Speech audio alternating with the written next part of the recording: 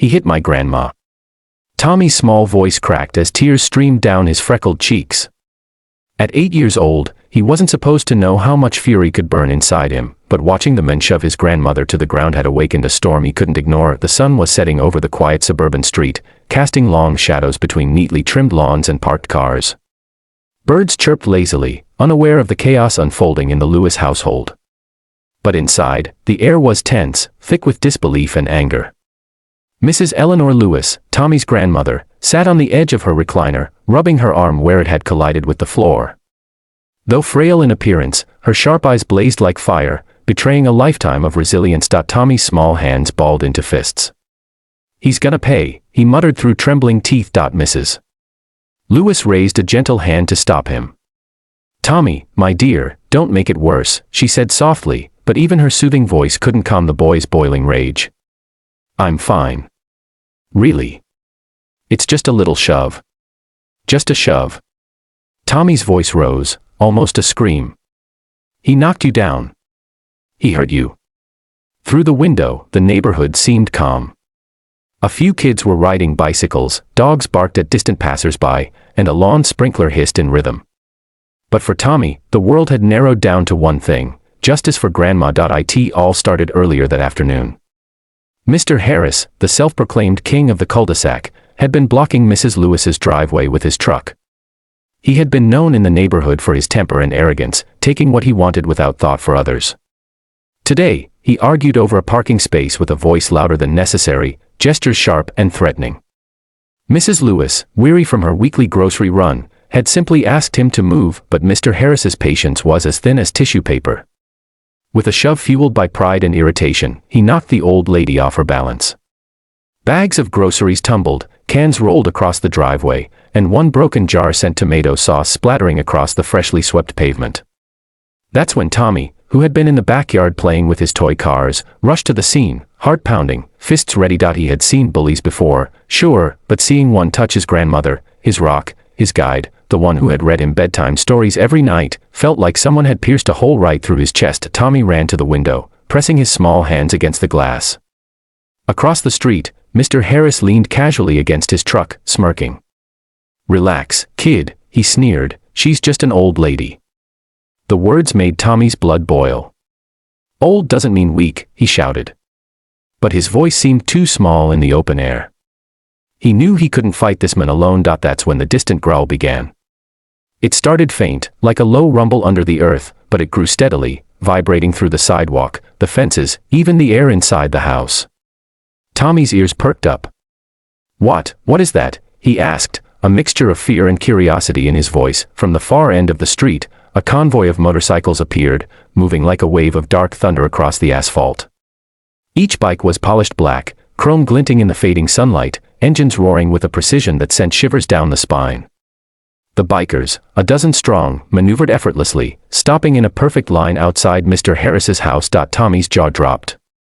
He had only seen bikers in movies, in magazines, or driving past the highways, never parked outside his neighborhood like warriors summoned by some invisible signal.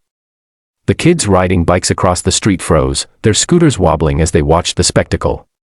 Even the neighborhood dogs stopped barking, sensing the tension in the air. The leader of the pack, a tall man with a black leather jacket etched with silver chains, stepped off his motorcycle. His boots hit the asphalt with deliberate weight, and every movement screamed authority. A bandana covered his head, and a pair of dark sunglasses hid eyes that seemed capable of piercing through lies and cowardice alike. Tommy's heart raced so fast he thought it might jump out of his chest.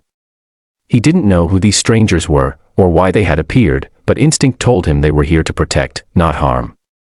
He glanced at his grandmother, who now stood behind him, eyes wide with awe and something else, hope. The bikers didn't rush toward Mr. Harris. They didn't yell, shout, or brandish weapons. They simply stood, like a wall of dark shadows, waiting. One biker slowly walked up the driveway, stopping a few feet from the bully.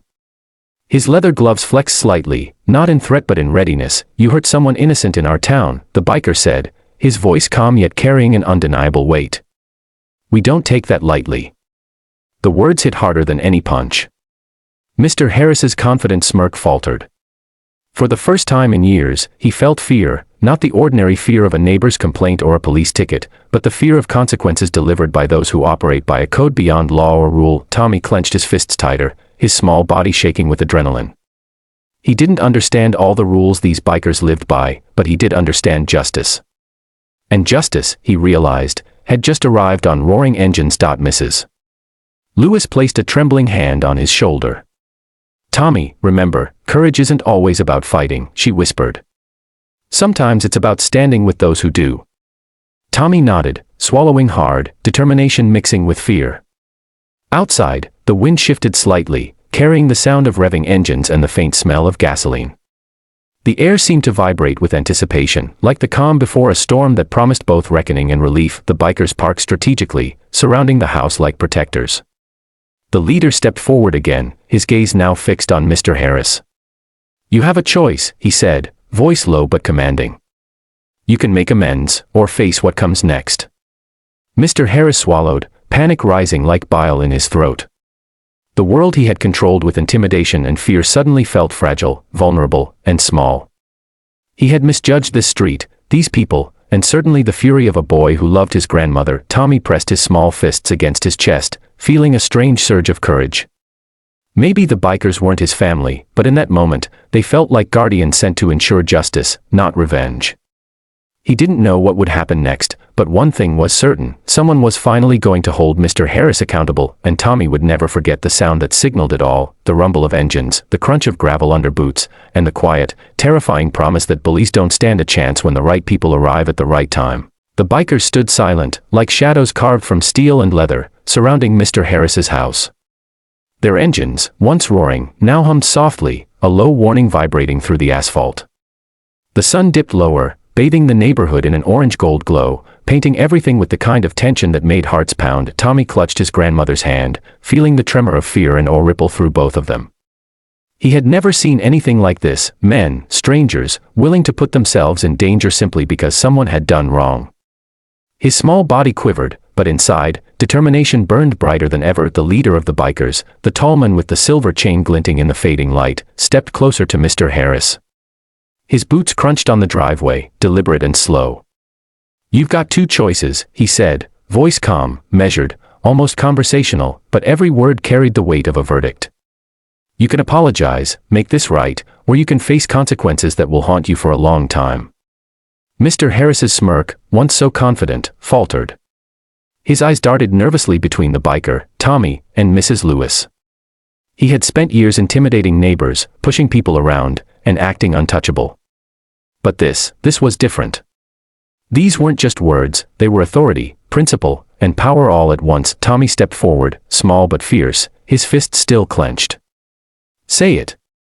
Say sorry to my grandma," he shouted, voice cracking, yet carrying a force that made Mr. Harris flinch. The bully's knees shook, his arrogance stripped away by the presence of people who had no fear of him. The truth hit him like a punch: he was outmatched, outclassed, and, for the first time, truly afraid. I'm sorry," he muttered, barely audible. The words hung in the air like smoke, heavy and suffocating, but they were enough. The leader of the bikers nodded once, sharply. "Good. That's the first step," he said, straightening up. "Remember it." One by one, the bikers relaxed, dismounting their motorcycles and standing casually, though still alert. It was as if the storm had passed, but everyone knew it had left an indelible mark. Mrs. Lewis, trembling but composed, wrapped her arms around Tommy. "You see, my boy. Courage isn't always about fighting back with fists," she said softly. "Sometimes, it's standing firm and letting the right people help you." Tommy nodded, but his mind raced. Who were these people? How did they know to come? And why did it feel like justice had never been so real before? One of the bikers, younger than the leader but just as imposing, crouched down to Tommy's level. "You did good, kid," he said kindly. "You stood up for someone you love. That's the first step in making sure people like him learn their lesson." Tommy's eyes widened. You're not going to hurt him?" he asked, voice small but curious. The biker shook his head. "Violence isn't the point. Respect and fear of consequences, that's what teaches people better than fists. But if he ever lays a hand on you or your grandma again, well, we'll be back." The words carried a promise, and Tommy felt a strange sense of relief mixed with awe. It wasn't just fear that had tamed Mr. Harris, it was principle, honor, and courage that had come in the form of leather jackets and roaring engines. Mr. Harris, still pale and shaken, tried to gather his composure. I didn't mean, he began, but the words fell flat. He realized it wasn't enough to mutter apologies anymore. He had been seen for who he was, and he knew he had lost that battle. The leader of the bikers fixed him with a steady gaze. Intentions don't erase actions, he said simply. Remember that next time.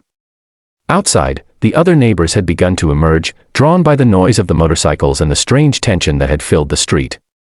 They watched silently, some in fear, some in awe, as the bikers began to mount their motorcycles again. Their presence had sent a clear message: justice sometimes comes in unexpected forms, but it always arrives for those who cannot defend themselves. Tommy's grandmother hugged him tightly. You're safe now, Tommy. They made sure of it, she whispered. Sometimes, help comes from strangers, but that doesn't make it any less real. The boy looked up at the lead biker, wanting to say thank you, but words failed him. The men simply nodded once, a silent acknowledgement of courage and truth, before swinging onto his motorcycle. One by one, the bikers revved their engines, the sound reverberating like distant thunder, and disappeared down the street as suddenly as they had arrived. The neighborhood slowly returned to its quiet state. Birds resumed their chirping, sprinklers hissed again, and life seemed to settle back into routine. But for Tommy and his grandmother, the world had shifted. They had witnessed something extraordinary, something that would remain etched in their hearts forever. That night, as Tommy lay in bed, he replayed the events over and over in his mind. He imagined the motorcycle's rumble, the biker's steady gaze, and the way Mr. Harris had faltered under their presence. He realized something profound: courage doesn't always mean fighting alone. Sometimes, it's about standing up and having the strength to ask for help, and sometimes, help comes from the most unexpected heroes. Mrs. Lewis peeked in before turning off the light. Sleep well, Tommy, she said softly. Remember today. Courage, honor, and standing up for what's right, that's what matters. And don't forget, sometimes the world sends you protectors when you least expect them.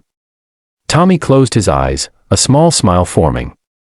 For the first time in a long time, he felt safe, proud, and empowered. He had learned a lesson no school could teach, no book could contain, that even in a world filled with fear and injustice, courage shines brightest when combined with honor and action. And somewhere, far down the road, the sound of motorcycles faded into the night, a reminder that heroes exist, often in shadows, but always ready to rise when the world calls for them. That day, the little boy who had cried out in fear had learned the meaning of justice, bravery, and hope. And the bully, shaken and humbled, would never forget the roar of engines that heralded a reckoning he could not escape.